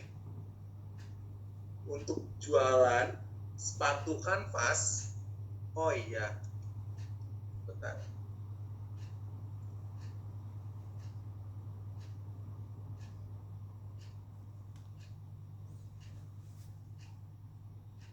Wifi sudah di jam 9 seperti. Jadi aku tadi balik lagi, kita mau jualan sepatu nih teman-teman, sepatu kanvas. Apakah kira-kira yang cocok dengan sepatu kanvas itu orang yang bekerja di pertambangan, di lapangan untuk tambangan, atau mahasiswa? Kira-kira kita jualannya kemana ya? Ini kita lagi mau coba masuk ke branding ya, mahasiswa ya. Mungkin nggak kita jual ke orang yang kerja di tambang gitu kan, yang ada malah nggak safety kan. Berarti kita udah masuk nih satu segmen hanya ke mahasiswa gitu. Kita masuk ke anak muda, ke mahasiswa. Oke. Nah, kita udah tahu nih target pasar kita tuh mahasiswa. Kira-kira yang mahasiswa mau apa ya? Gitu. Ini sebenarnya kita harus melakukan namanya riset pasar atau market research ya. Cuman kalau kita belajar market research, kita akan belajar marketing secara general, teman-teman. Waktunya ntar bukan 2 bulan lagi, teman-teman. Kita bisa 6 bulan nih kita nih belajar marketing secara dari general, digital marketing dan macam-macamnya gitu kan. Belajar scope digital marketing aja 2 bulan menurutku masih terlalu sempit. Masih banyak yang bisa dieksplor. Nah, kita udah masuk dulu nih ke arah tadi apa ya? Mahasiswa. Nah, kira-kira ini kita ceritanya kita melakukan market research deh. Aku pengen teman-teman kita berpikir secara strategik aja ya, secara strategik. Kira-kira kalau mau masuk produk kita ke mahasiswa, kita harus ngapain? Nah, kita harus ngapain dulu? Kita sebenarnya melakukan market research ya, cuman kita skip part itu, tapi kita kira-kira harus ngapain ya? Kita lobby gimana? Kita kayak ini nih, kayak lobby politik nih jadi. Lobby seperti apa dulu? Jadi kita mau nge-branding, apa yang harus kita lakukan? Apakah kita jualan langsung di depan kampus, atau kita bisa melakukan hal lain? Apa ya? Iklan di sosial media, ikut tren yang lagi viral. Yes, itu part dari strategi yang bisa kita lakukan. Event sponsorship, yes, itu salah satu strategi marketing juga. Pakai artis yang in trend ya, di fashion, yes. Kasih gratisan kita rugi atau kasih gratisan, saya juga mau dikasih gratisan atulah. Iklan sosmed bareng sama influencer, itu salah satu strateginya. Nah teman-teman kan udah bisa kebayang ya, dengan mahasiswa kita bisa langsung masuk ke ranah-ranah segmen-segmen yang kira-kira diminati sama mahasiswa gitu ya. Nah, sekarang aku coba balik. Kalau kita jualan sepatu tambang, apakah kita harus menggunakan influencer, teman-teman? Influencernya siapa ya? Ini kayaknya si influencernya, si siapa, jejak si gundul itu ya, baru masuk. Nah, sekarang aku mau tanya, aku balik lagi. Kalau kita jualan sepatu tambang, apakah kita bisa masuk event sponsor buat konser kayak tadi? Enggak, yes, tapi langsung ke perusahaan B2B. Caranya gimana?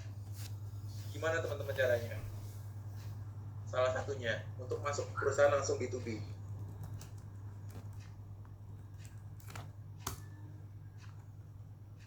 Menawarkan safety.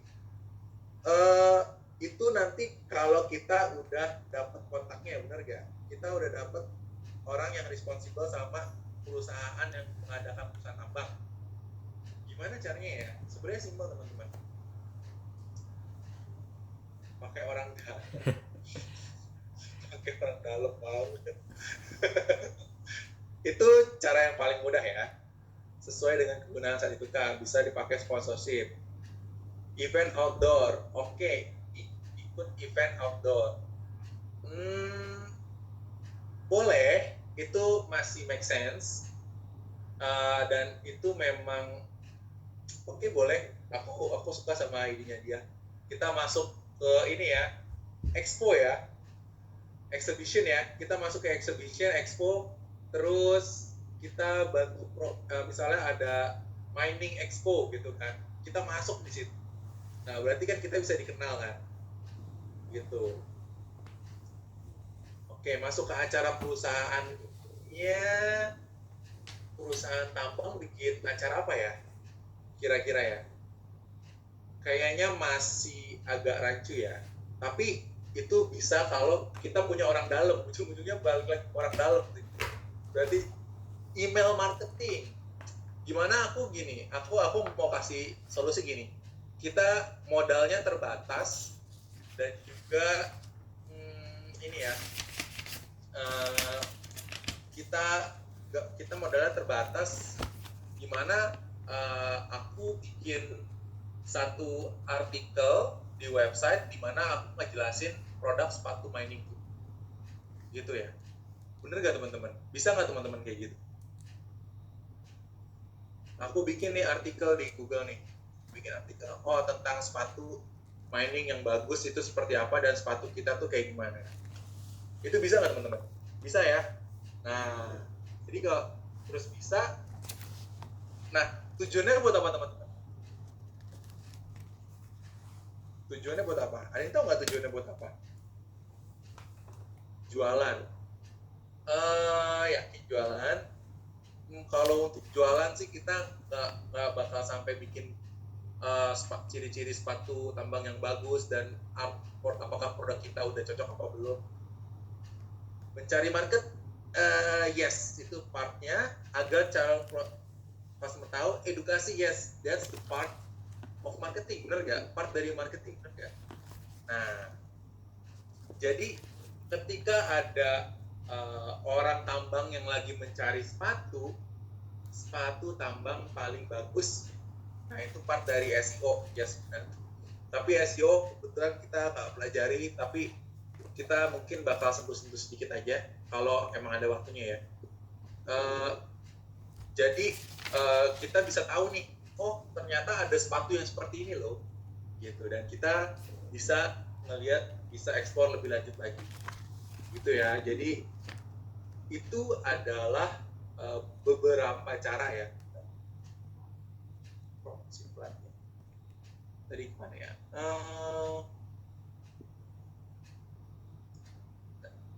Nah, tadi sampai branding ya. Nah, jadi itu cara branding teman-teman. Kita bisa menggunakan banyak cara, tapi kita harus pakai cara yang sesuai. Intinya seperti itu.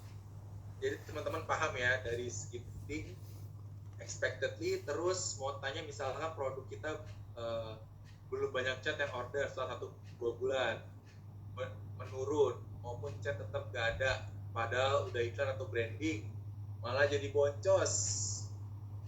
Nah, sekarang yang kita jual itu produk apa? Apakah produk itu demand-nya banyak atau emang demand-nya spesifik? Itu yang harus kita tahu dulu. Karena kita harus mengerti pasar dulu, mengerti customer dulu sebelum kita jualan. Nah, aku sebenarnya dulu sebelum masuk ke agensi aku sempat ngebantu beberapa UMKM. Kesalahan UMKM yang paling pertama di digital marketing adalah mereka sering memasarkan produk mereka ke customer, padahal itu belum terlalu cocok, gitu. Kok bisa sih? Gitu. Kita kan misalnya kayak, iya aku jualan baju, harganya 60.000, 70.000 dan itu pasti bisa bersaing karena di Shopee juga harganya segitu. Aku bakal balikin kayak, ya di Shopee juga harganya segitu tapi mereka bisa lebih laku. Pertanyaanku adalah, apakah baju yang dibuat itu atau yang kita jual itu disukain atau enggak? Itu kan kita sudah berpikir. Terus juga ada berapa orang yang beli dan kita harus curi customer itu. Jadi teman-teman, kita di dunia digital itu ada satu hal namanya market size. Ada size market kita tuh ada berapa? Ada 20 juta orang. Kira-kira kita bakal incer berapa? Teman-teman? Jadi jangan kayaknya ini banyak peminatnya deh, pasti laku. Itu teman-teman, itu kesalahan kan? Karena kita memaksakan produk kita ke customer gitu. Padahal belum tentu cocok. Gitu. Kalau langsung beriklan, ternyata beriklan juga nggak laku. Nah, ada banyak faktor teman-teman yang harus teman-teman analisa. Jadi di digital marketing teman-teman, misalnya kita tidak bisa mencapai target, atau misalnya ini iklan di bulan ini gagal, itu teman-teman nggak berarti gagal, tapi teman-teman punya satu learning yang harus teman-teman ambil, gitu. Itu bedanya digital marketing dengan marketing secara general. Di mana marketing secara general itu evaluasinya jauh lebih lama dan lebih lebih banyak gitu. Sedangkan digital marketing itu dengan data kita bisa tahu apa yang harus kita improve ke depan, gitu. kita coba lagi yang lain, sampai menemukan formulasi yang tepat gitu. Jadi kalau udah boncos berkali-kali, berarti strateginya masih ada yang salah. Ada dua kemungkinannya, antara strateginya yang salah atau produk kita yang salah. Jadi customer itu nggak pernah salah gitu di dunia digital marketing, teman-teman. Jadi teman-teman harus berubah salah satunya gitu, harus dievaluasi apa yang salah dan gimana cara evaluasinya, nanti kita bakal belajar bareng-bareng gitu ya. Apa yang perlu diatasi? Kalau yang perlu diatasi, aku harus tahu dulu produknya sih, tapi aku akan jawab secara general dulu ya. Kalau apa yang harus kita atasi itu adalah ini ya, lebih ke arah apakah produk kita itu worth the price atau enggak, itu yang pertama. Yang kedua, balik lagi kan, apakah produknya sesuai demand atau tidak. Yang ketiga, apakah customernya tertarik atau tidak. Jadi emang balik lagi ke arah produk. Jadi produk kita dulu nih yang kita benerin. Gimana caranya? Kita harus market research lagi. Gimana caranya market research? Sebenarnya banyak di Google, teman-teman. Tapi teman-teman bisa ngelihat dengan kita 2 bulan tidak ada chat atau penjualan, berarti ada satu hal yang salah dari produk kita. Tapi aku mau nanya dulu, apakah produk kita udah dilihat banyak orang atau belum? Kalau produk kita masih belum banyak yang lihat, berarti even kita startnya aja udah salah gitu. Kita startnya udah salah, berarti kita harus riset ulang, kita harus coba market riset ulang lagi gitu ya. Jadi emang balik lagi ke kita lagi, bukan ke customer-nya. Nah, banyak UMKM yang ini kayaknya customer-nya nih yang salah gitu, padahal sebenarnya kitanya yang salah. Kita harus nemuin market yang tepat aja, intinya seperti itu. Paham ya Raffi? Ya, aku masih jawabnya agak general karena aku nggak tahu produknya apa. Yang kedua, itu sebenarnya adalah kayak kita harus reflect juga apakah produk kita udah worth it atau belum, karena situ sih, karena aku belum tahu produknya. Sip, semoga menjawab ya.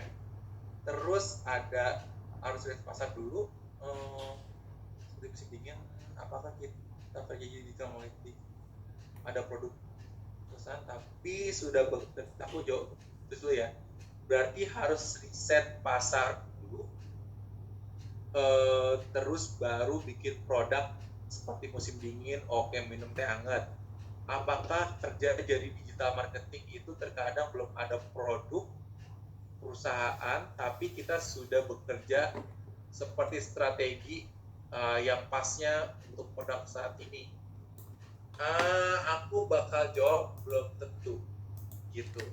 Kita itu ngeriset supaya ada dua alasannya. Yang pertama itu kalau emang belum punya produk, kita market research supaya kita punya produk yang tepat. Atau yang kedua, kita misalnya udah punya produk nih, kita tinggal cari market yang tepat, dan itu balik lagi ke riset. Ada dua kemungkinan. Nah, mostly orang yang udah punya produk, dia itu melakukan riset dan risetnya itu kurang sempurna sehingga mengakibatkan kayak, ini jadi nggak laku nih, berarti usernya salah nih. Nah, kita nyalahin usernya padahal produk kita yang salah tepat gitu. Jadi teman-teman mindsetnya kita putar dulu supaya jadi mindset marketing, dimana kalau misalnya ada yang salah, yang kita review tuh kita dulu sebelum ke orang lain gitu ya. Balik lagi self reflection. Jadi ke arah itu. Jadi kita udah punya produknya pun nggak apa-apa. Kayak misalnya aku bantu temen aku yang jualan kacamata, itu kacamatanya udah ada. Yang harus aku pikirkan adalah apakah kalau aku menjual ke cowok laku atau enggak, atau aku jualnya ke cewek gitu dulu. Atau misalnya aku cari ke mahasiswa atau ke pelajar, itu kan yang harus kita pikirkan sebagai marketer gitu. Kita harus tahu dulu skop pasar gitu. Semoga menjawab ya. Coba iklan sosmed bareng sama influencer bukan. Izin bertanya ketertarikan keterkaitan antara algoritma periklanan dengan iklan yang kita buat, apakah secara otomatis atau bisa kita atur sendiri? Dua-duanya bisa. Jawabannya dua-duanya bisa. Jadi itu keuntungan dari digital marketing di bagian iklan. Kita bisa mengatur, bisa juga secara otomatis. Jadi bisa jauh lebih gampang. Mungkin oke, kita coba lagi. Ada lagi yang mau tanya. Kata kunci pengaruh atau tidak? Dia akan berpengaruh di part iklan Google Ads. Cuman nanti kita akan belajarnya di Meta. Di Meta atau Instagram itu kita bakal lebih fokus untuk melakukan strategi ya, beberapa strategi aja gitu. Tadi aku ada yang masih belum menjawab atau enggak? Kalau ada yang masih belum menjawab, pengen ini dong, ada yang bisa ini lagi nggak? Nah ini aku masih bingung daerah sini nih, karena nanti aku coba sih deh.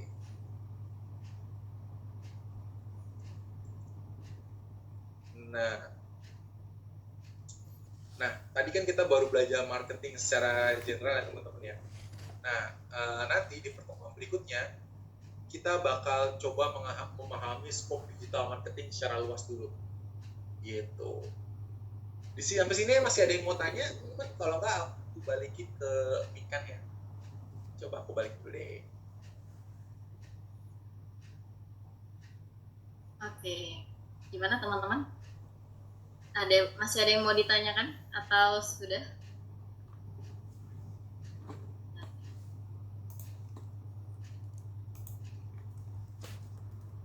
Oke, sejauh ini aman ya teman-teman semuanya. Kita masih pengantar. Gimana? Ada yang mau lagi? Iya, saya mau bertanya. Iya, silakan. Siapa yang mau bertanya? Ya. Jadi Kak, Lukman. Ya izin bertanya untuk kelas UMKM misalnya jualan skincare. Sejauh ini lebih sering promosi atau lebih seringnya pakai organik gitu. Kira-kira kapan sih kita perlu merambah ke anorganik atau ke advertising gitu, mulai ke advertising gitu kan? Makasih. Oke, sip. Ini pertanyaannya udah masuk ke digital marketing ya, berarti Lukman nih udah sering coba-coba nih digital marketing nih. Udah kelihatan ya. Aku bakal coba jawab. Iklan itu ini salah satu keuntungan dari beriklan digital ya. Teman-teman nggak harus menunggu waktu lama untuk beriklan. Ketika aku akan ambil contoh ketika iPhone 15 launching pun di 0 detik dia launching, dia langsung bisa memasukkan iklan di situ teman-teman. Jadi benefit dari digital marketing untuk bagian iklan, teman-teman nggak harus punya rencana yang panjang banget, tapi teman-teman harus satu, punya uang yang harus di-spend, itu yang pertama. Kedua, teman-teman udah punya strategi yang matang secara jangka pendek gitu. Jadi teman-teman nggak harus punya plan jangka panjang. Nah, teman-teman bisa pakai plan jangka pendek supaya apa? Supaya kita tahu apakah iklan kita worth it atau enggak. Nah, ini juga yang sering dilakukan sama banyak brand teman-teman. Di mana mereka menggunakan uang iklan ini untuk brand-brand yang udah lumayan gede ya. Brand aku akan ambil contoh kayak si iPhone tadi. Itu mereka sebelum mereka launching, mereka menggunakan iklan untuk melakukan riset teman-teman. Dia suka dengan warna apa ya, gitu. Jadi kayak misalnya aku di iklan itu dikasih warna, ternyata ada yang suka, ada yang enggak, dan itu akan mempengaruhi development warna iPhone ke depan, gitu. Jadi kalau ditanya kapan waktu yang tepat, Jadi ketika teman-teman udah punya modal yang cukup untuk dibakar ya, dibakar dalam arti untuk beriklan, itu teman-teman udah ready.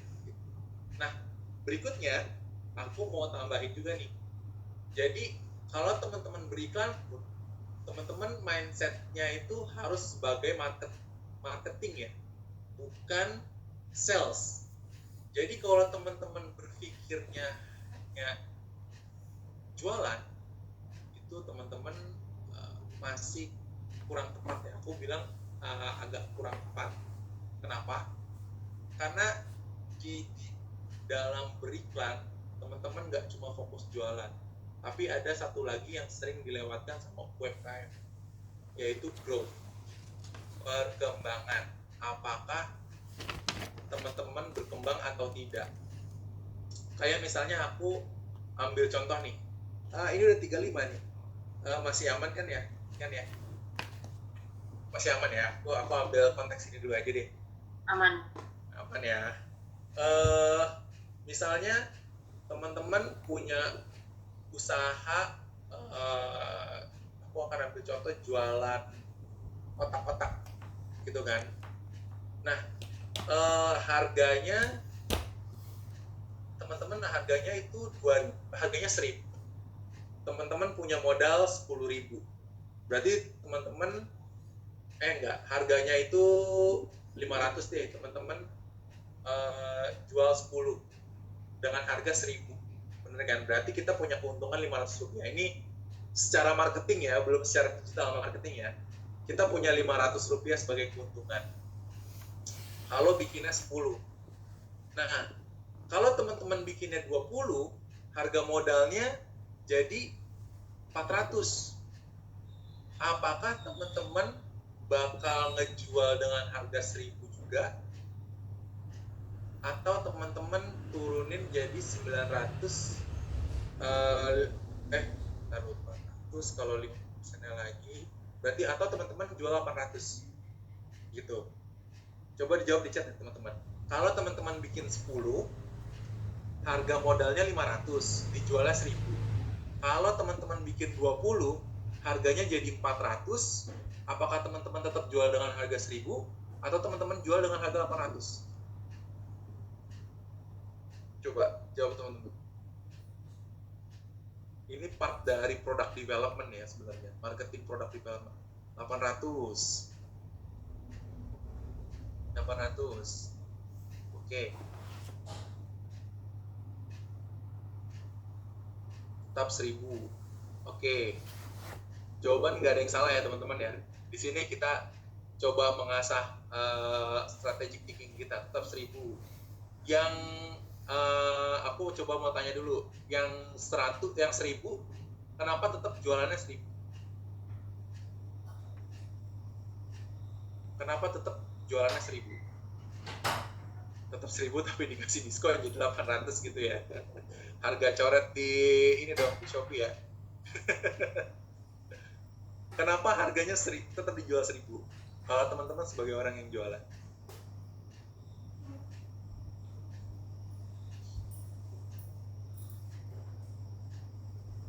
Kenapa 1.000? Yang 800 juga deh. Kenapa jualannya dengan harga 800? Potensi untung kita berkurang dong.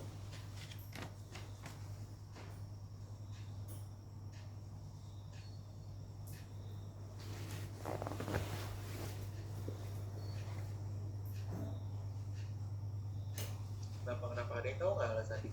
Untuk menarik pelanggan lebih murah. Iya, salah satunya lebih murah, oke. Itu part dari rasional ya. Dari sisi hitung-hitungan bisa lebih mudah karena kita bisa mementingkan kualitas ya. Oke, ini yang 1.000 apa yang 800 nih? Karena semakin banyak produk, tenaga kita digunakan. Oke, 1.000 karena tidak bersaing atau minim kompetitor. Boleh. Nah, sekarang aku coba jawab. Kalau aku misalnya jual otak-otak, modalnya 500, saya jual 1.000, itu cuma dapat 10. Bisa bikin 10.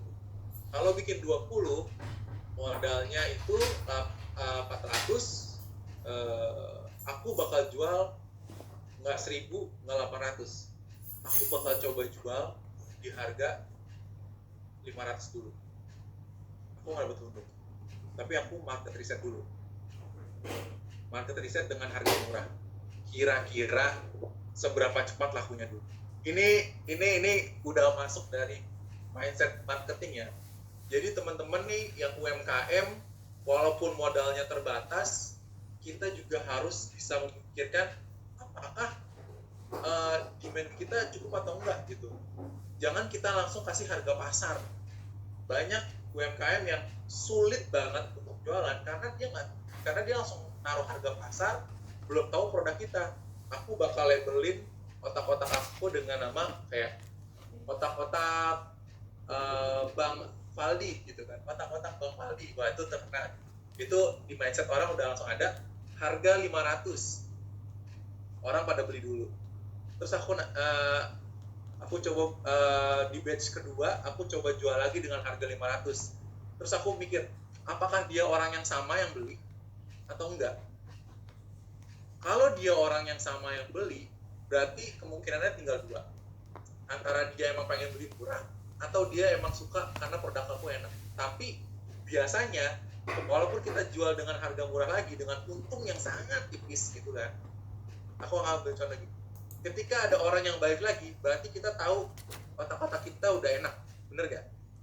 Ini mindset simple ya. Kalau misalnya teman-teman cukup ada orang yang jualan bakso harganya 3.000 tapi nggak enak, teman-teman besok bakal balik lagi atau enggak? Itu kan pertanyaannya. Kalau dia balik lagi, berarti produk kita udah enak. Kita udah tahu nih, kita udah punya value enak. Wah, udah punya value enak nih. Karena orang balik lagi yang kita jual. Ini walaupun UMKM dengan modal terbatas, aku yakin teman-teman masih bisa bikin riset yang seperti ini, gitu. Karena di sini untuk contoh makanan ya. Oke. Setelah itu aku mau coba berikutnya lagi ketika aku udah coba jualan. Ini aku masih masuk digital marketing ini. Udah aku modal 400, aku jual 500 dulu. Oke. Sekarang aku coba naikin harganya ke 600. Apakah harganya 600 orangnya itu masih balik lagi? Ternyata balik lagi nih. Ternyata ada yang balik, ada yang enggak. Oh, berarti aku udah punya satu nih. Ternyata masih ada yang balik, dan ternyata ada orang baru nih yang datang dengan harga 600. Karena udah ada yang bilang, otak-otak Bang Faldi ini enak nih, gitu kan. Berarti kita udah tahu nih, kita udah punya value berikutnya.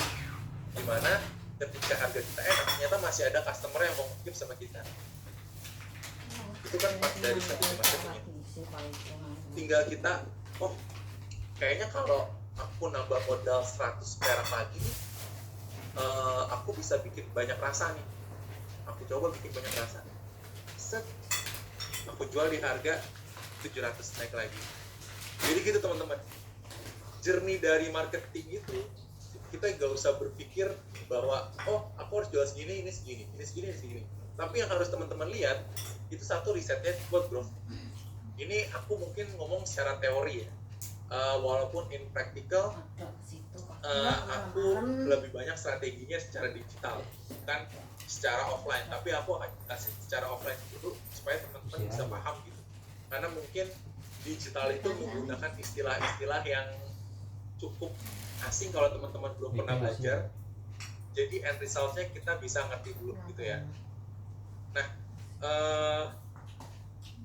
ya berarti kalau tadi sih, Firman bilang salah satu pentingnya riset sebelum memutuskan harga. Yes, itu teman-teman. Jadi kita tahu value kita dulu di mana. Jangan langsung jual, jangan langsung kita berkonflik di pasar. Kita kita tes dulu aja batch kecil-kecil gitu. Kecil-kecil kita jual misalnya di CFD, Car Free Day, atau misalnya kita coba jual dulu di suruh tetangga cobain dulu. Itu untuk makanan ya. Aku akan ambil contoh yang paling simpel karena itu part dari makanan. Enak atau enggak?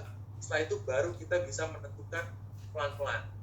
Jadi emang ada product development-nya dari part marketing itu.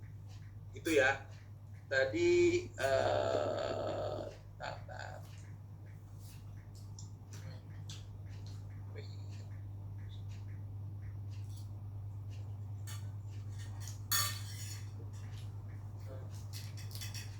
itu ya jawabannya ya, kelewat aja.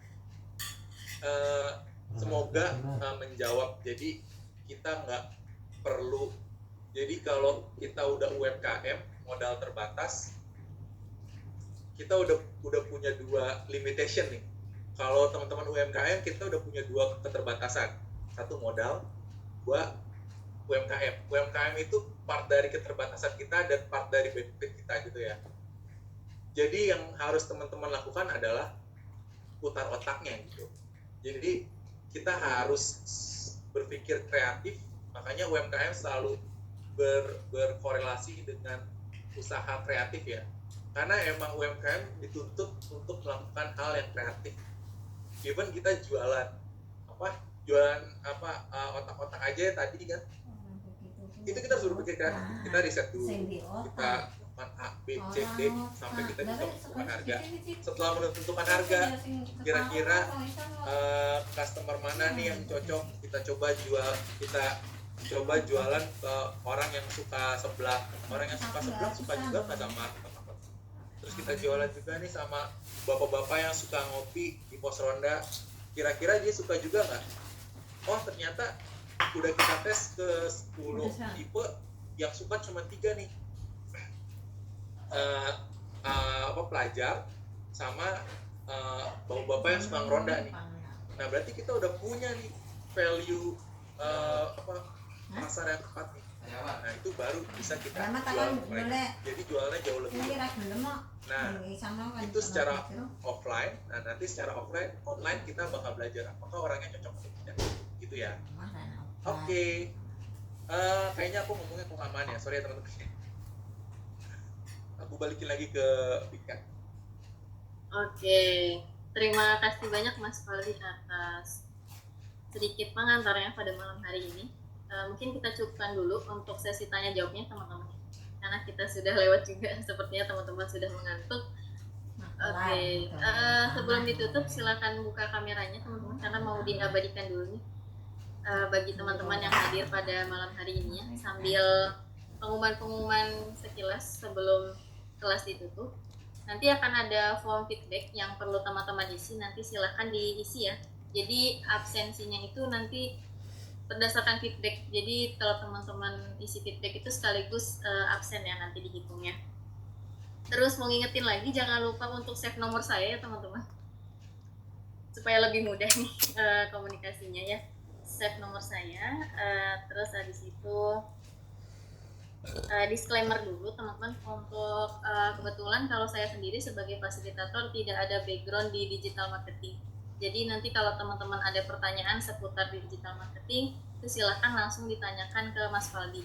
Nanti insya Allah akan di-invite mungkin besok atau lusa. Tapi kalau teman-teman ada pertanyaan seputar administrasi, kelas atau perizinan, itu boleh ya, silahkan ke saya. Oke, mungkin itu aja untuk malam hari ini. Baik, siapa yang belum membuka kamera, ditunggu 5 detik. 5, 4, 3, 2, 1. Oke, sudah semua? Sudah siap? Berikan gaya terbaiknya untuk malam hari ini. Dihitung ya. 3, 2, 1. Oke, tahan sebentar ya teman-teman. Ini ada 2 slide. Tahan dulu ya, tahan. Oke, sekali lagi ya. Sekali lagi. 3, 2, 1.